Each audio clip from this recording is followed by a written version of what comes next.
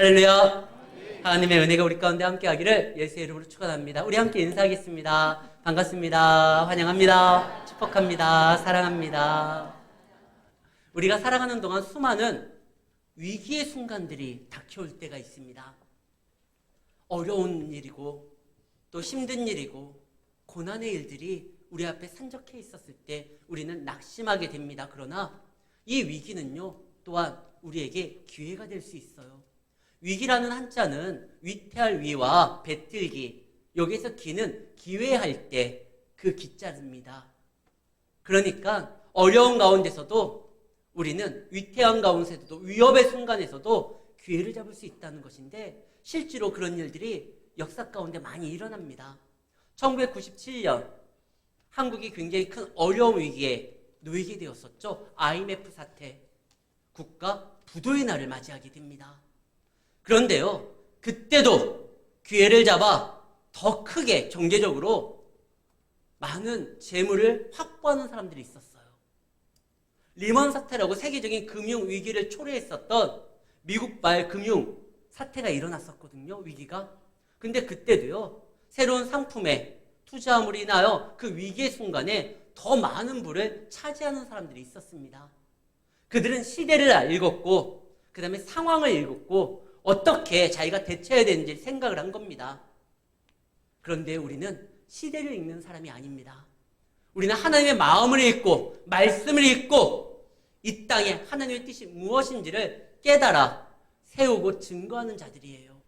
아까 이야기했던 사람들은 IMF나 리먼 사태 때 시대를 정확하게 읽고 나름 준비했던 사람들은, 다른 사람들은 망했지만 자기들은 부를 축적할 수 있었거든요. 그런데 하나님을 읽고 그분의 마음을 읽는 하나님의 백성 성도는요, 위기의 순간 때 우리는 살고 저들은 망하는 것이 아니라 우리를 통해 다른 이들도 살릴 수 있는 구원의 길을 열게 된다는 것을 생각하셔야 됩니다. 성경에 보면 그런 이들이 많이 등장을 해요. 모세는 태어나는 그 순간부터 위기였어요. 남자아이가 태어나면 나일강에 버려서 악어밥이 되도록 바로가 법을 그냥 제정해버린 거예요.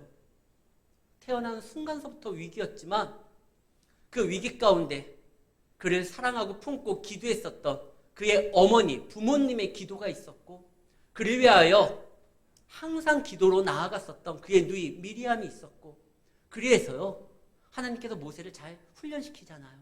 위기의 순간이었지만 그는 하나님의 뜻을 알게 되었고, 그 부름의 움직임으로 인하여 본인뿐만 아니라 하나님의 백성, 이스라엘 백성들을 출애굽하는 그 일을 감당하게 됩니다. 에스더도 위기의 순간이었죠. 그러나 그 위기의 순간에 에스더가 하나님의 마음을 읽고 기도함으로 나아갔었을 때 그 위기의 순간은 오히려 대적들이 사라지고 이스라엘 모든 사람들이 구원함에 이르는 놀라운 역사를 가지고 왔습니다. 다윗도 그래요. 사울이 다윗을 죽이려고 시기해서 그를 해하려고 했을 때 다윗이 도망갔지만, 그때 다윗이 그 도망가는 가운데서도 하나님의 뜻을 구하며 그의 가장 아름다운 시들은요, 시편에 기록된 가장 아름다운 시들은 그때 기록한 거예요. 예배 자리를 지켰을 때 그와 함께하는 사람들이 있었고, 그리고 다윗은 자기가 왕이 되었을 때 그들을 통하여 하나님의 거룩한 나라를 세우게 됩니다. 우리가 살아가는 동안 계속적으로 위기의 순간 옵니다. 그러나 그때는 오히려 하나님의 영광이 드러나는, 우리를 통하여 하나님의 뜻을 이루는 역사가 나타나는 기회가 될 수도 있다는 거예요. 우리가 어떠한 자세로, 어떤 위치에서, 어떠한 태도로 그 일들을 감당하느냐에 따라 우리가 낙심하게 되느냐, 아니면 아름답게 세워져 찬양하게 되느냐, 이게 달라져요. 오늘 본문에 등장하는 다니엘이 이런 위기의 순간을 맞습니다. 다니엘은요, 나라가 망함으로 인하여 정든 고향에서 떠나게 되었고, 포로로 끌려가니까 부모님과 이별하게 되었고, 친구들과 헤어지게 되었습니다. 그리고 바벨론 포로로 끌려와서 왕이 제공하는 음식을 먹어야 되는데, 하나님을 신실하게 섬기고 믿는 다니엘의 입장에서 왕이 제공하는 음식은 우상에게 바쳐진 음식이거든요. 나의 몸을 더럽힐 수가 없는데 그때 다니엘의 뜻을 정합니다. 그리고 하나님 안에서 당신의 도움을 구하게 됩니다. 하나님, 나를 도와주시고 나와 함께하여 주시옵소서. 뜻을 정하여 행동했었던 그 다니엘에게 하나님께서 역사하심으로 인하여 다니엘이 누구보다도 뛰어난 지혜와 명철을 얻게 됩니다. 다니엘서 1장 20절에 보면 그때 당시에 다니엘의 지혜와 명철은 모든 사람보다 10배가 더 뛰어났다고 되어 있어요. 그리고 왕 앞에 서게 됩니다. 나름 서열이 정리되고 왕 앞에 서는 지위까지도 얻게 되고, 다니엘은요, 비록 망한 나라에서부터 시작됐지만 이제 내 인생에 봄날이 왔구나 생각될 때 또 다른 위기가 찾아옵니다. 어이없게도 그 위기는 한 사람이 꿈을 꾸는, 정말 아무것도 아닌 그 꿈 하나 꾼 것 때문에 위기가 도래한 거예요. 왕이 어느 날 꿈을 꿉니다. 근데 그 꿈이 뭔가 중요한 꿈 같아요. 그 꿈 때문에 밤새 번뇌하게 되었고 근심하게 되었는데, 그가 꿈을 깬 다음에 문제는 그 꿈이 기억이 안 나네요. 근데 이 꿈은 분명히 중요한 어떤 신의 계시 같다라는 생각이 든 거예요. 그런 느낌적인 느낌이 온 거예요. 그래서 이 꿈을 그냥 넘어갈 수 없겠다 싶어가지고 평소 꿈에 대해서 전문가라고 하는 자신 주변에 있는 술사와 점쟁이와 박수와 갈대인들을 불러가지고 내 꿈을 해석해줘라. 그때 그들이 말을 하죠. 왕이여, 우리를 잘 불렀습니다. 우리가 꿈에 대한 전문가입니다. 자, 이제 말씀해 보십시오. 어떤 꿈을 꾸신 겁니까? 기억이 안 난다. 그러니까 내 꿈을 먼저 말해줘라. 이 바로보다 더한 놈이에요, 느부갓네살. 적어도 바로는 자기가 꾼 꿈이 무엇인지 정확하게 기억하고 얘기라도 해줬거든요. 내가 꿈을 꿨는데 꿈의 내용이 이러이러하다. 비슷한 꿈이 반복적으로 2번 일어났다.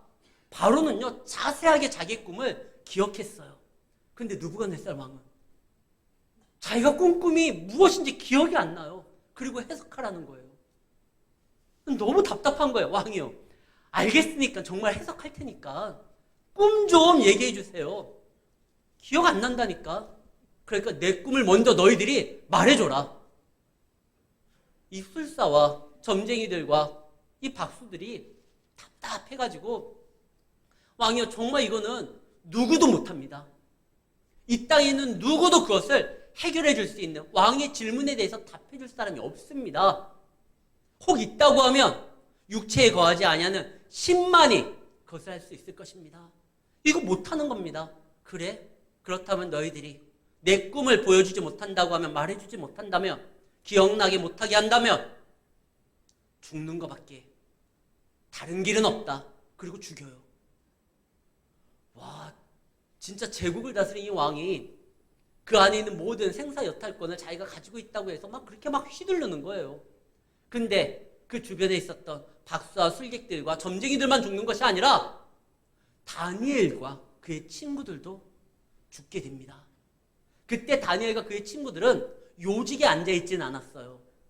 아직 나이도 그렇게 많지 아니하고, 그리고 어떠한 공로가, 업적이 드러난 것들이 없기 때문에 뛰어난 머리를 가지고 있어서 어디 지방관리로 있었던 것 같아요. 요직에 있지 않았지만 그 주변에 있는 사람들부터 정리하고, 그래, 다니엘, 그 녀석들도 보내가지고 죽이려고 합니다. 다니엘이 위기가 온 거예요. 우리는 위기의 순간에 어떻게 해야 될까요? 우리의 삶 가운데 보면은요, 항상 이제 됐다라고 싶을 때 또 위기가 와요. 이제 끝났다 싶을 때 또 위기가 와요. 왜 그러느냐? 전혀 이상한 게 아닙니다. 우리가 살고 있는 이 땅은 천국이 아니에요. 베드로전서 5장에 보면 사단은 우는 사자와처럼 삼킬 자를 찾는다라고 되어 있습니다. 언제나 사단이 활동하고 움직이는 세상이에요. 아직 죄가 완전히 해결된 세상이 아니에요. 구원받은 자들은 예수로 인하여 내 모든 죄가 해결되었지만 아직 이 땅은요, 예수님을 구주로 영접하지 아니하는 사람들이 그득 한 땅이에요. 그래가지고 언제나 위기의 순간들은 나타날 수 있습니다. 심지어 예수님이 나아가고자 하는 길도 풍랑이 일어요. 그 풍랑이 어떤 풍랑입니까? 그래, 그 시기에 그 계절에는 항상 풍랑이 일어날 시기이지 아니에요. 이 풍랑은 예수님의 가는 길을 막으려고 하는 풍랑이었어요. 그러니까 예수님이 잠에서 깨어난 다음에 뭐라고 하십니까? 풍랑아 좀 잠잠해라. 이게 아니라 꾸짖었다라고 되어 있어요. 마가복음입니다. 마가복음 4장 39절에 보면 예수께서 깨어 바람을 꾸짖으시며 야단맞을 짓을 하고 있는 거예요. 지금 이 바다가. 정신 못 차리고 예수님이 가는 그 길을 사단이 충동으로 인하여 풍랑이 막 일어나니까 이거 잘못된 길이니까 예수님이 꾸짖거든요. 예수님이 가는 영광된 길에도 위기의 순간은 옵니다. 우리가 살아가는 이 순간에도 위기의 순간은 와요. 다니엘 이제 다 정리됐다. 뜻을 정하여 움직였더니만 길이 열렸고 왕 앞에도 쓰게 되었고 자기가 똑똑함이 증명도 되었고 관직도 얻게 되었고 근데 또 위기의 순간이 오니 참 답답할 노릇이죠. 이때 다니엘은 모든 믿는 사람들이 따라야 될 어떠한 아름다운 모습을 보여줍니다. 자기를 잡아 죽이려고 오는 근위대장 아리옥이라는 사람이 다가와요. 그때 왜 왔어? 왜 나를 죽이려고 해? 막 흥분된 상태에서 화난 상태에서 그를 맞이하는 것이 아니라 14절 다니엘이 했던 말이 명철하고 슬기로운 말로 이야기를 합니다. 우리가 누군가가 나를 해하려고 하고 공격하려고 오고 나를 대적하려고 할 때 흥분할 수가 있어요. 저도 사람인지라 그런 적이 많습니다. 근데 그럴 때요, 차라리 유순한 말로 할 용기가 아니면 침묵하는 게 좋고 대화를 하게 된다고 하면 한 템포 늦췄다가 말하는 게 좋아요. 흥분과 분노함으로 성급함으로 말하는 것이 하나님의 역사를 방해하는 가장 결정적 요인 중에 하나가 됩니다. 하나님의 역사는 은혜로서 흘러가는 것이지 싸움으로서 화냄으로써 하지는 않아요. 그렇기 때문에 우리 감정을 좀 다스려야 돼요. 그래서 성경에 뭐라고 되어 있죠? 자기 마음을 다스릴 줄 아는 사람은 성을 빼앗는 것보다 더 크다라고 했어요.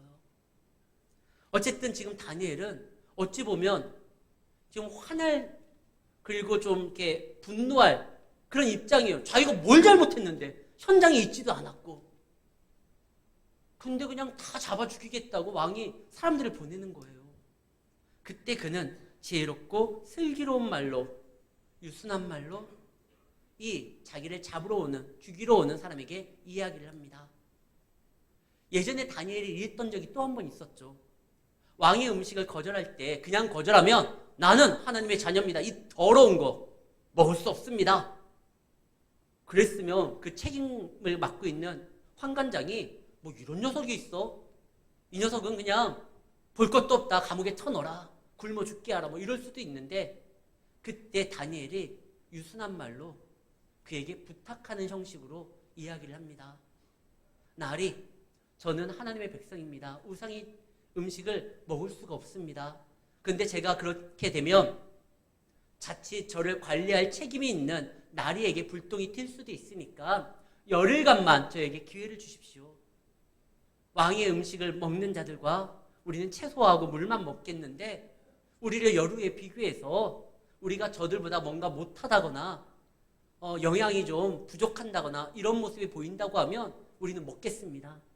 그러나 판단하시고 우리가 그래도 괜찮다고 하면 죄송하지만 우리의 마음의 원대로 좀 해주십시오. 그때 하나님께서 은혜를 있게 만들어요. 이 환관장을 통하여 은혜를 있게 만들어서 그럴까? 그래서 열흘간 시범을 해봤는데 괜찮거든요. 이 다니엘이 그때를 떠올리면서 말을 했던 것 같아요. 지혜롭고 슬기로운 말로 명철 있는 말로 이야기를 합니다. 왜 이런 일이 일어나고 있습니까? 왕이 죽이라고 한다. 꿈의 해석은 하나님께 있습니다. 시간을 좀 주십시오. 지연시켜서 도망가려고 시간을 벌려고 하는 것이 아니라 하나님 앞에 뜻을 구하는 시간을 좀 달라고 요청을 합니다. 놀랍게 이 근위대장이 그걸 허락을 해요. 우리가 하나님의 뜻을 구하며 나아갈 때 생각지도 못한 역사들이 나타나요. 원래 환관장은 포로로 끌려온 아이의 말을 듣는 게 아니에요. 왕의 명령에 따라 누군가를 죽이라고 명받은 군의대장은 그 상대의 말을 듣지를 않아요. 근데 하나님께 나아가 예배를 드리고 기도하겠다는, 믿음으로써 살아가겠다는 그러한 하나님 앞에서의 결단이 있는 자들에게는 하나님이 사람들을 통하여 은혜 받도록 만듭니다. 그때 그 은혜 가운데 우리가 해야 될 일을 분명히 해야 돼요. 다니엘은 자기의 친구들과 함께 기도하기 시작합니다. 하나님 앞에 구하자. 근데 하나님이 그에게 느부갓네살의 꿈이 무엇인지를 보여주십니다. 지금 왕이 명령을 내렸고 그 꿈을 풀지 못하면 죽는 건데 하나님이 그에게 꿈을 보여주신 거예요. 그럼 어떻게 된 거예요? 내가 이제 봤다 해가지고 왕에게 달려가서 왕이요, 그 꿈이 이거 아닙니까? 이렇게 말할 수 있는데 다니엘은 그렇게 하지 않아요. 2000년 전에 그 아르키메데스는요, 그리스의 철학자이자 수학가이고 과학자였었던 그는요, 왕이 한 명령을 받게 되죠. 내가 쓰고 있는 이 왕관이 제대로 금이 잘 사용되었는지 확인 좀 해라. 이걸 어떻게 확인하는가? 아르키메데스가 고민하다가 목통에 가서 그 물의 부피에 대한 이거를 통해 가지고 왕관이 제대로 금이 함유가 됐는지를 파악할 수 있겠다 생각해서 유레카라는 말을 외치고 맨몸으로 막 뛰어가가지고 왕에게 갔다라는 일화가 있잖아요. 얼마나 기뻤겠어요. 자기에게 문제를 낸 왕의 답을 찾았으니까 뛰어가서 얘기해주고 싶은 마음도 있고, 그로 인하여 내가 얼마만큼 뛰어난 사람인지를 입증하고 싶은 마음도 있잖아요.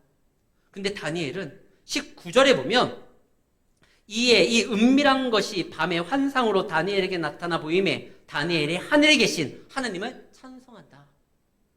먼저 왕한테 가는 것이 아니라 이것을 보여주신 하나님 앞에 찬양합니다. 아니, 왕한테 가야 되는 거 아닌가? 아니요. 그 꿈을 보여주신 하나님 앞에 먼저 찬양하는 것이 성도의 자세예요. 왜냐? 예수님 당시에요, 10명의 문둥병자가 있었습니다. 그때 그들이 다윗의 자손이 우리를 불쌍히 여겨달라고 애원을 합니다. 그때 예수님이 그들에게 말을 하죠. 너희들의 몸을 가서 제사장에게 보여라. 그들이 가는 도중에 몸이 낫습니다. 그리고 그들이 어떻게 하죠? 각자 자기가 그동안 가고 싶었던 그 길로 그냥 나아가는 거예요. 오직 사마리아는 한 명만 예수님 앞에 나와 감사함을 구합니다. 고맙습니다, 예수님. 제가 가는 도중에 나았습니다. 당신에게 이 고마움을 먼저 표현해야 될 것 같습니다. 그 9명은 어디 갔지? 그 말은 예수님이 기다리고 있었다는 거예요. 그 9명은 어디 있었지?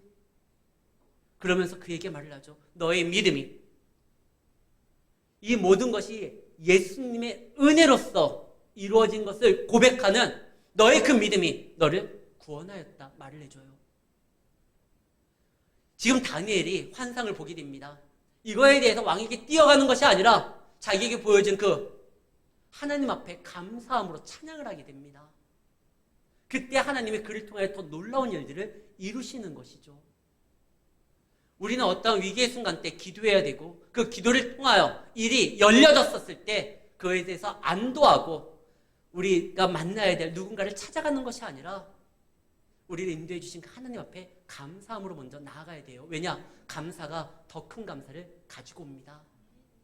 이 문둥병자요, 아까 이야기했던 그는 그의 하나님 앞에 감사함으로, 예수님 앞에 감사함을 표했을 때 몸의 치료뿐만 아니라 구원함에 이르는 하나님의 은혜를 더 경험하게 되었죠.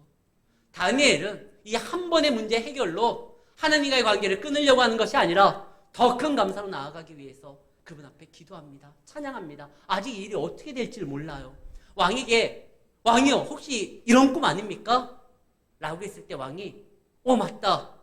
맞아, 내가 그 꿈을 꿨어. 라고 인정을 안 할 수도 있잖아요. 왕의 체면에. 아니야, 나 그 꿈 아니야. 부정할 수도 있고, 왕이 어떤 태도를 보일지 아무도 몰라요. 이 왕 나쁜 왕이에요. 자기 옆에 있었던 신하들도 그 꿈이 기억나지 않는다고 죽이는 잔혹한 왕이에요. 못된 왕이에요. 다니엘이 얘기한다고 해가지고 이 왕이 인정할지 그 내용을 받아들일지 몰라요. 왜 그러냐면 꿈이 무엇인지 분명히 봤는데 그 꿈의 내용이 왕에게는 별로 좋은 얘기가 아니에요. 그러니까 왕이 그 꿈 얘기를 듣고 뭐 화날 수도 있잖아요. 근데 다니엘은 이미 하나님이 나에게 꿈을 보여주셨다는 건, 나에게 당신의 능력을 보여주셨다는 건 하나님이 나를 통하여 일하신다라는 사인이기에, 그러면 그 결과가 무엇이든지 반드시 하나님이 나를 통해서 일하는 건 자녀의 기쁨이고 자녀의 행복이에요. 부모가 자녀를 위하여 움직이고 일하기 시작하는 건 뭡니까? 갑자기 제 아내가 일어나서 부엌에 가요. 그럼 자녀를 위하여 요리하려고 가는 거예요. 그렇잖아요. 하나님께서 일하시기 시작하는 건 자녀를 위해서 무엇인가 역사하기 위함이에요. 그러니까 그 일의 결과가 무엇이 되든 이거는 나에게 좋은 거예요. 그러니까 다니엘은 그 하나님을 찬양합니다. 그리고 나아가서 이야기를 해요. 그 꿈의 이야기가 사실 좀 부담되는 거예요. 한 신상이 크게 있는데 그 머리가 있고 막 몸통이 어떻고 막 얘기를 해요. 금으로 되어 있고 머리는 점점 밑으로 재질이 좀 달라지는데 갑자기 막 돌이 날라와가지고 그 신상을 무너뜨립니다. 뭐 이런 꿈이에요. 좀 불길할 수가 있잖아요. 그런데 그 꿈을 그냥 다니엘은 다 얘기해요. 하나님이 보여주신 그거에 대해서 자기가 요거는 조금 빼야 되겠다. 요거는 좀 더 보태야 되겠다. 요건 좀 꾸며야 되겠다. 이게 아니라 그냥 보여주신 그대로 얘기해요. 근데 놀라운 건 하나님의 말씀은 무엇인가 빼고 더하는 것이 아니라 그대로 붙들고 선포할 때 능력으로 나옵니다. 다니엘이 그냥 얘기를 해버려요. 그랬더니 놀라운 역사가 일어납니다. 그 꿈을 이야기했었을 때 이 느부갓네살 왕이요, 1장 46절에 보면, 2장 46절에 보면 느부갓네살 왕이 다니엘에게 엎드려서 절합니다.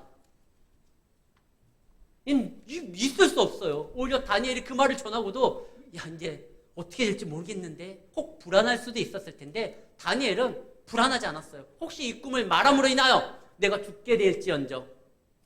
3장에 등장했던 그의 친구들이 했던 말, 유명한 말 있잖아요. 그리 아니하실지라도 나는 하나님만을 찬양합니다. 그는 말을 하고 혹시 어떻게 될지 몰라.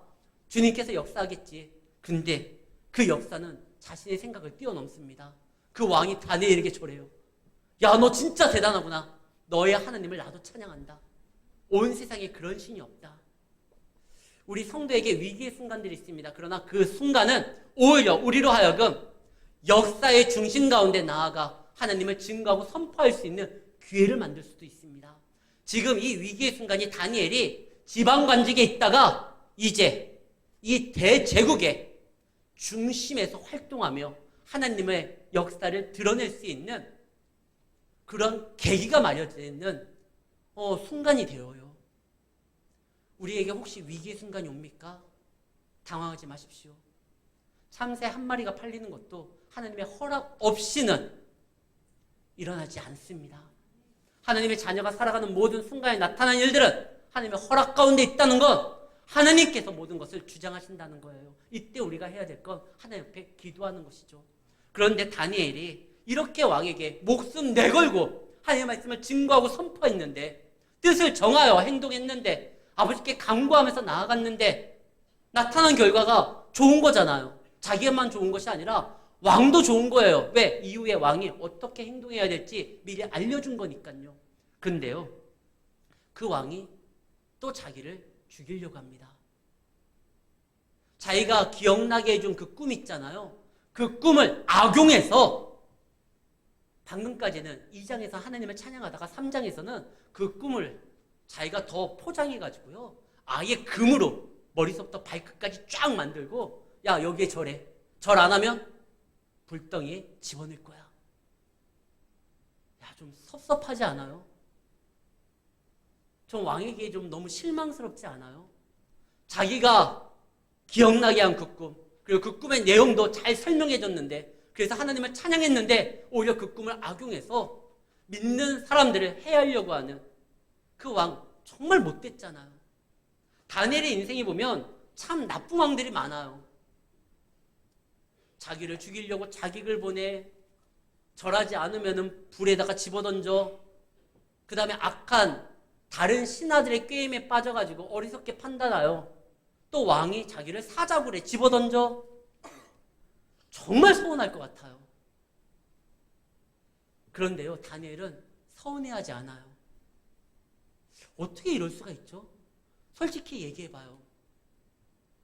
여러분들도 누군가에게 서운할 때가 있고 섭섭할 때가 있어요. 내 남편 때문에 서운한 적도 많을 거예요. 오죽하면 남편이잖아요. 내 편도 아닌 것 같고 내 자식 때문에 서운할 때 많아요. 목사 때문에 서운할 때도 있을 거예요.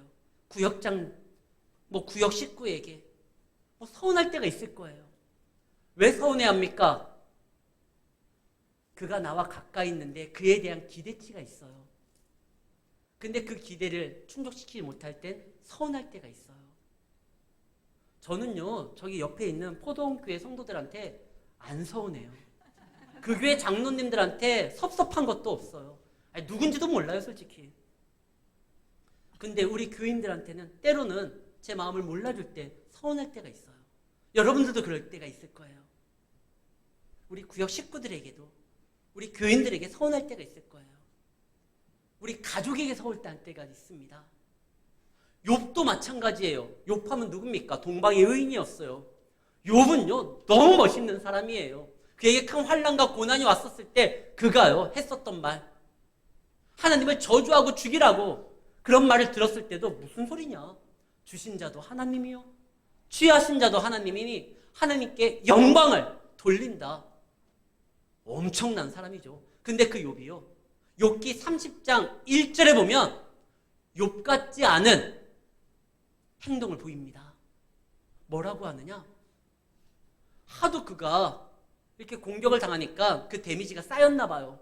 나중에는 서운하고 섭섭함이 분노로 치달아서 너희들은 내 양을 지키는 그 개만도 못한다.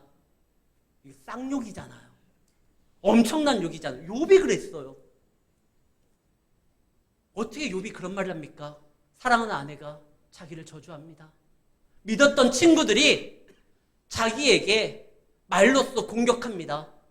자기의 종들이 자기를 무시합니다. 가까운 사람들이 자기한테 막 그러니까 욥도요, 너무나 많은 상처가 있는 나머지 이런 욕을 해요. 그런데요, 예수님은 그러지 않은 것 같아요. 예수님도 되게 서운했을 것 같아요. 베드로가 뭐라고 합니까? 너희들이 오늘날 나를 다 부인하고 도망갈 것이다. 아니요, 예수님. 얘네들은 그럴 것 같은데 저는 절대로 당신을 떠나지도 부인하지도 않을 것입니다. 네가 다 울기 전에 3번 나를 부인할 것이 아니라니까요. 저는 절대 주님을 부인하지 않습니다. 근데요, 부인하잖아요. 나는 그를 모른다고 맹세까지 하고 저주까지 해요. 다른 제자들은요, 다 도망가잖아요. 이스라엘 백성들은 예루살렘에 예수님이 나귀 타고 입성할 때 종려가지 막 나무 흔들면서 호산나 다윗의 자손이요, 왕이여 우리에게 오셔서 감사합니다 막 찬양하고 자기 겉옷을 그 예수님 앞에 막 깔잖아요. 그랬던 그들이 불과 며칠 후에 십자가에 못 박아 죽이라고 고함을 칩니다. 되게 서운했을 것 같아요. 예수님이 이 땅에 왜 왔는데, 하늘 보좌를 버리고 왜 이곳에 왔는데, 그들을 구원하기 위해서 왔는데 어떻게 당신의 백성이 자기를 알아주지도 못하고 자기를 죽이라고 할까? 내가 3년 동안 내가 픽해가지고 내가 택해가지고 먹이고 재우면서 훈련시키고 말씀을 전해주고 사랑으로 감싸주고 그리고 능력을 주므로 인하여 복음을 증거케 하고 그랬던 제자들이 다 자기를 떠나잖아요. 한 녀석은 자기를 팔고. 너무나 서운할 것 같아요. 그런데 요한복음 13장 1절에 보면 예수님이 자신이 죽게 되는 것을 아시면서도 6월절 전에 예수께서 자기가 세상을 떠나 아버지께로 돌아가실 때가 이른 줄 아시고 어떻게 아버지께 갑니까? 십자가에 달려서 창조주가 피조물에게 모욕을 당하면서 죽는 거예요. 그렇게 될 것을 아시면서도 어떻게 하죠? 세상에 있는 자기 사람을 사랑하시되 끝까지 사랑하시니라. 무슨 배알도 없는 거고 어떻게 자기가 그렇게 모든 고난을 당하여 죽게 되는데 그 일에 함께하는, 그 일에 동참하는 그들을 어떻게 사랑하실 수 있을까? 서운하지 않을까? 자기가 가장 사랑했던 제자, 사도, 요한이요. 요한도 자기를 떠나는 거 아니에요, 그날은. 베드로는요. 안드레는요. 야고보는요. 다 자기를 떠나잖아요. 서운할 법도 한데. 근데 예수님은 그들의 발을 씻습니다. 마지막 잡히기 전에 제자들의 발 다 씻으시죠. 그 발이 어떤 발이에요? 좀 있으면 자기를 팔려고 대제사장한테 가는 발이에요. 좀 이따 이 발은 자기를 부정하고 떠나는 발들이에요. 근데 예수님이 다 제자들의 발을 닦아요. 서운함도 클 텐데요. 그러나 예수님은요, 그 사람에게 기대치가 있는 것보다 그 사람을 통하여 일하실 하나님에 대해서 기대하는 거예요. 비록 이 발이 아직 하나님의 그 뜻이 무엇인지를 알지 못하여 오해하여 두려워서 나를 떠날 발이지만 성령이 임하면 그들과 함께하면 이 발은 나를 위하여 사망의 음침한 골짜기를 가면서도 복음을 전할 발이니까. 하나님의 역사하시면 하나님이 그들을 통하여 일하시기 시작하면 이 발은 복음을 증거하기 위하여 땅끝까지 나아갈 발이니까. 사랑하는 성도 여러분, 누군가에 서운하십니까? 그렇죠. 그를 사랑하고 그에 대한 기대치가 있으니까 그럴 수 있습니다. 그러나요, 그를 통하여 일하실 하나님을 먼저 기대하십시오. 하나님은 우리를 결코 실망시키지 않습니다. 다니엘은요, 왕에게 너무나 큰 상처를 받아요. 자기가 알려준 그 꿈, 자기가 목숨 걸고 이야기했던 그 꿈을 악용해가지고 오히려 신상을 만들고 절하지 않으면 죽이겠다.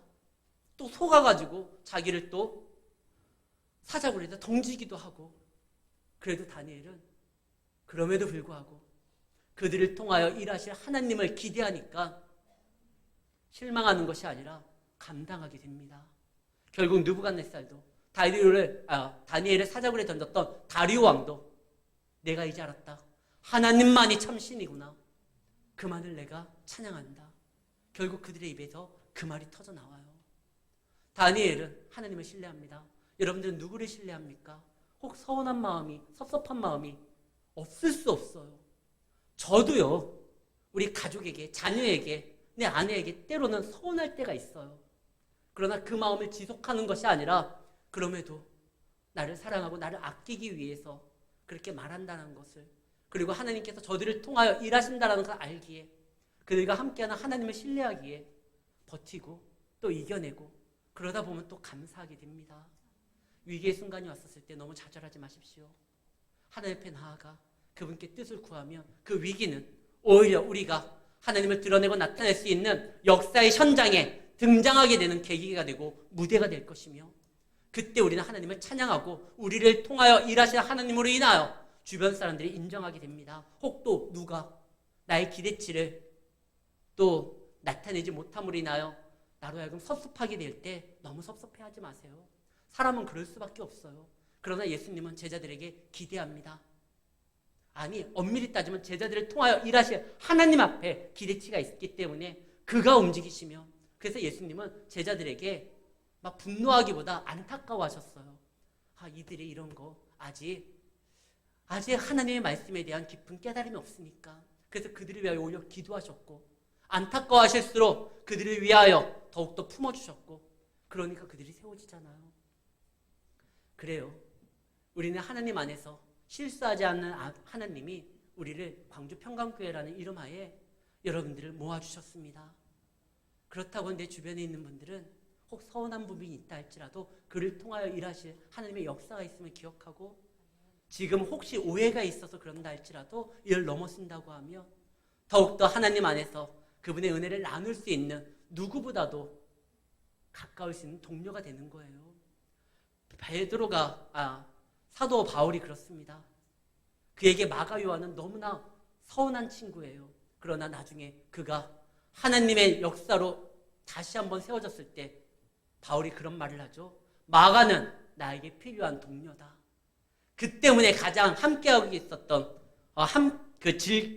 같이 사역을 감당했었던 바나바가 떠나는 계기가 되었지만, 훗날은요 이 마가가 자기에게 가장 큰 동역자가 되어 모든 일들이 하나님의 은혜 가운데 감사함으로 고백될 수가 있었거든요.